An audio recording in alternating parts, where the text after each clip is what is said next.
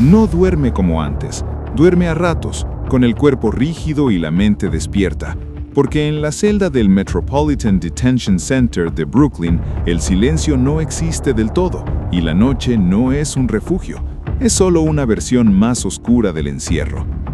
Nicolás Maduro se acuesta en una cama angosta, metálica, con un colchón delgado que no se adapta al cuerpo, sino que lo obliga a adaptarse a él.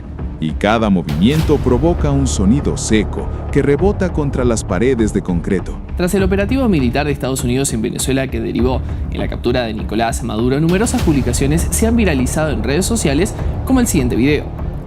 Usuarios en diferentes plataformas de redes sociales compartieron este clip, que incluso fue difundido también por cuentas vinculadas a medios de comunicación. En las diferentes publicaciones aparecería, según los usuarios, Nicolás Maduro abrigado y dando vueltas en un patio completamente nevado, que sería parte de la cárcel en la que está detenido en Nueva York.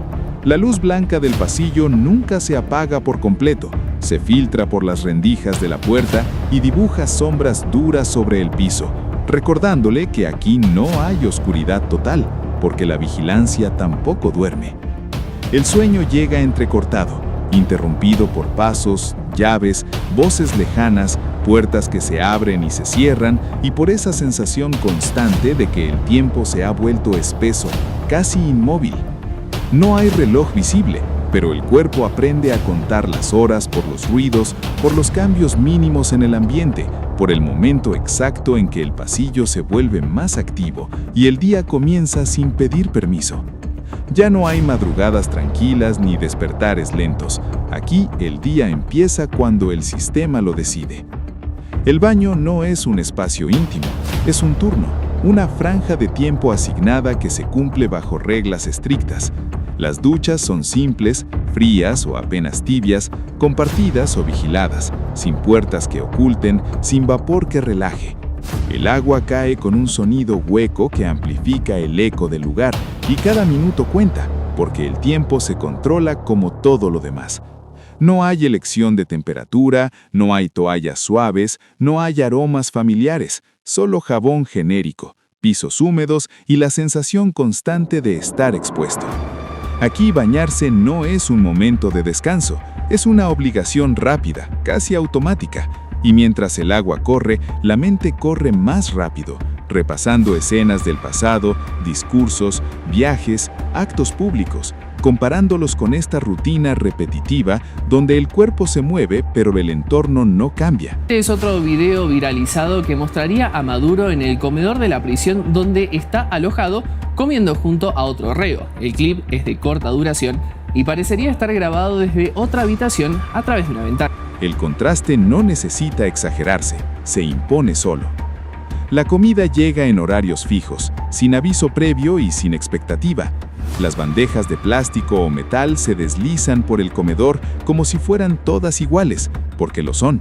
Arroz, vegetales hervidos, pan industrial, alguna proteína cocida sin gracia. Todo servido para cumplir una función básica, no para agradar. No hay sabores memorables, no hay variedad real, no hay segundas opciones. Se come lo que hay, cuando hay, como hay.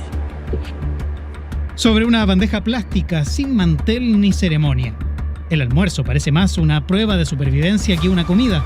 Arroz blanco, 3 vienesas y verduras cocidas que parecen haber perdido hace rato la batalla del color. Súmele 2 rebanadas de pan, un trozo de queque seco y un sobre de aliño como único guiño al sabor. Este sería el almuerzo de Nicolás Maduro en la cárcel de Brooklyn. No es un hotel, no tiene que tener comida, aire acondicionado y una persona cambiando las sábanas en su cama. Mire, están acusados de un crimen. Bueno, algo de razón tiene el ex agente del FBI. La imagen del paupérrimo menú la compartió en X el ex subsecretario del Tesoro de Estados Unidos, Marshall Billingsley, para ilustrar lo que le estarían sirviendo al ex dictador venezolano en el Metropolitan Detention Center. Maduro se sienta frente a la bandeja y la observa unos segundos más de lo necesario, no por curiosidad, sino por costumbre reciente, como si aún esperara algo distinto, aunque ya sabe que no lo habrá. Toma la cuchara, prueba, mastica despacio, no por disfrute, sino por prudencia, porque incluso comer es un acto vigilado. No hay conversaciones largas, no hay sobremesa, no hay risas. El comedor es un lugar de paso, no de encuentro. Entre comida y comida, entre turno y turno, el tiempo se estira. Las horas se llenan con rutinas mínimas, lecturas limitadas, caminatas cortas en espacios controlados, miradas al vacío. Aquí no hay control del entorno, solo del propio cuerpo y de las reacciones. Cada gesto cuenta, cada exceso se nota, y la discreción se convierte en una forma de supervivencia. La captura que lo trajo hasta aquí marcó un antes y después definitivo. El traslado fue rápido, sin ceremonias, sin discursos, sin micrófonos abiertos. Lo que durante años fue una figura rodeada de seguridad y control pasó a ser un detenido más bajo custodia federal, movido entre instalaciones, escoltado, esposado, siguiendo órdenes breves y precisas. El trayecto hasta Nueva York no solo fue geográfico, fue simbólico. Una transición abrupta entre dos mundos que no se tocan. Así transcurre la vida dentro de la cárcel, solo concreto, horarios, bandejas de comida, duchas rápidas y noches largas. Y en medio de todo eso, Nicolás Maduro, ya no como figura de poder, sino como un hombre enfrentado a la monotonía más implacable, donde cada día se parece al anterior y donde el lujo más grande es simplemente que el tiempo pase un poco más rápido. Y todos nos preguntamos, ¿cómo está Maduro? ¿En dónde está? ¿De qué comodidades o necesidades está atravesando? Sobre todo con su abogado que dijo que tiene problemas de salud. Vamos a hablar un poco de la cárcel, en donde está. Una cárcel que ha tenido incluso denuncias por situaciones confusas y problemáticas entre los reclusos. La cárcel fue construida en la década del 90, en el barrio de Sunset Park, para contrarrestar los problemas de hacinamiento en las prisiones de Nueva York. Y es la única prisión federal de la ciudad. El MDC, así se llama, de Brooklyn, es una prisión federal de seguridad administrativa dependiente del Buró de Prisiones. Actualmente alberga 1.800 personas, en su mayoría imputados por delitos federales graves, como, y acá está lo que en general es un delito federal: narcotráfico, crimen organizado, corrupción, delitos financieros. La cárcel funciona como centro de detención preventiva para personas que deben comparecer ante los tribunales del Distrito Este de Nueva York y también otras jurisdicciones cercanas. Y a ver, acumula denuncias por infraestructura deficiente, falta de personal, violencia interna y dificultades en el acceso a servicios básicos. Estas condiciones le valieron el apodo de infierno en la tierra. Así se ve, así son las celdas, las puertas que muchas veces hemos en tantos films. Cultura penetra, ¿no? Cuando se trata de lo artístico norteamericano.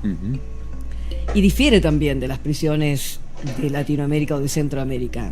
El gobierno de Estados Unidos lo acusó formalmente de narcoterrorismo y lo colocó al mismo nivel judicial que los grandes capos del continente, porque desde ese instante dejó de ser solo un presidente polémico y pasó a convertirse en un hombre perseguido por la justicia internacional, con su nombre escrito en expedientes criminales y con una recompensa sobre su cabeza que cambió para siempre su destino político. El gobierno de Donald Trump anunció que duplica a $50 millones la recompensa por información que lleve a la captura del presidente venezolano Nicolás Maduro, acusado de introducir drogas y violencia en Estados Unidos. Ese día no fue simbólico, fue una línea que se cruzó, porque nunca antes un jefe de Estado latinoamericano en funciones había sido señalado de esa manera por la principal potencia del mundo.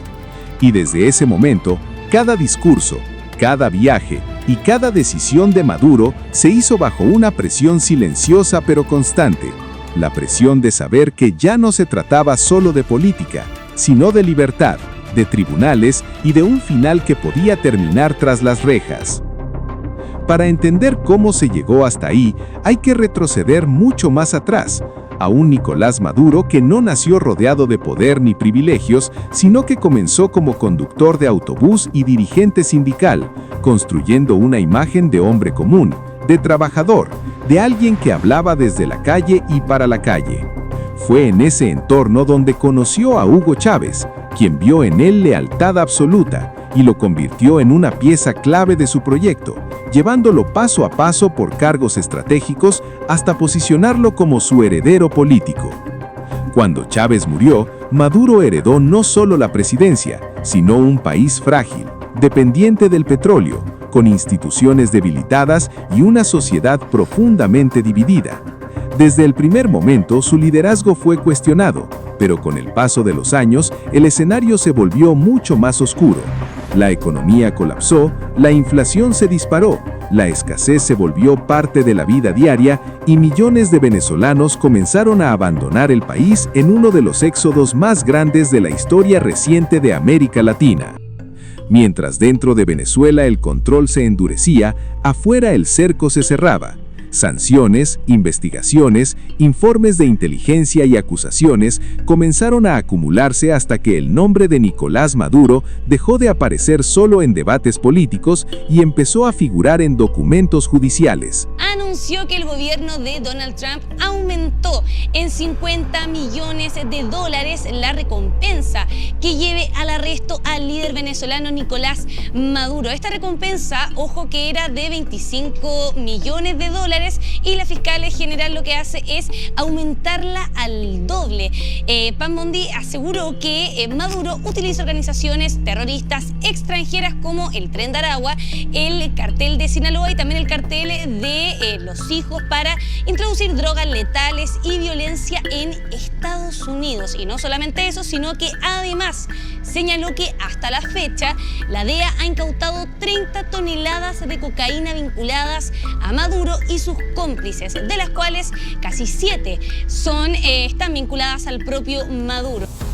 El punto máximo de esa escalada llegó cuando Estados Unidos lo acusó de conspirar con organizaciones criminales para el tráfico internacional de drogas, un señalamiento que cambió radicalmente el tablero. Desde ese momento, Maduro pasó de gobernar a resistir. Cada movimiento se volvió defensivo, cada aliado era vital y cada error podía ser definitivo.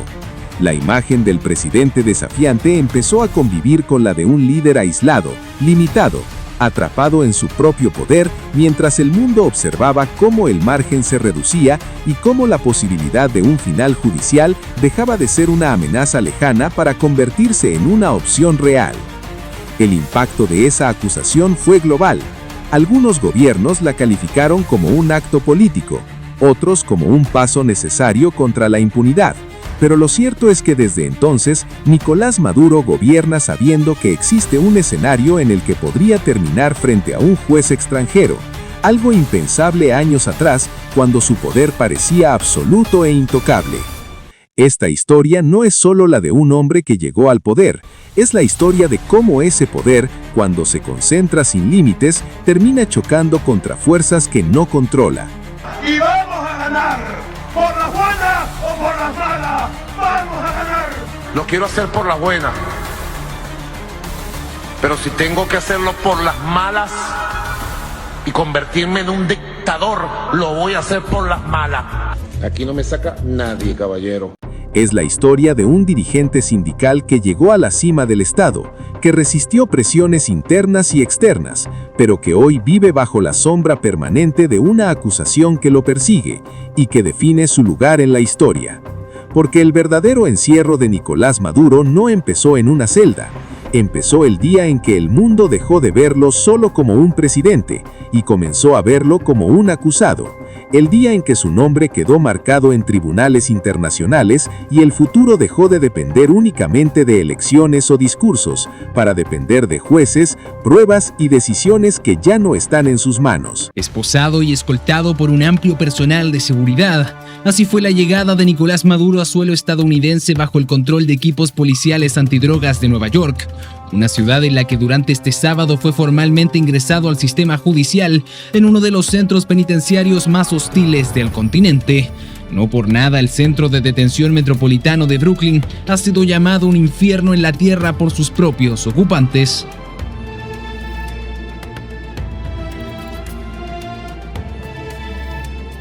El 3 de enero de 2026, en un operativo sorpresa de Estados Unidos, Maduro y su esposa Cilia Flores fueron detenidos en Caracas por fuerzas especiales y trasladados a Estados Unidos. Horas después, aterrizaron en Nueva York bajo custodia federal. Miles de ojos estaban sobre ellos.